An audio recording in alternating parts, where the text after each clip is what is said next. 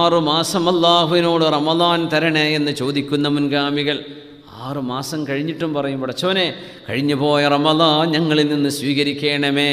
അല്ലാഹുമ്മ സല്ലിംനാ ഇലാ റമദാൻ വസല്ലിം ലനാ റമദാൻ.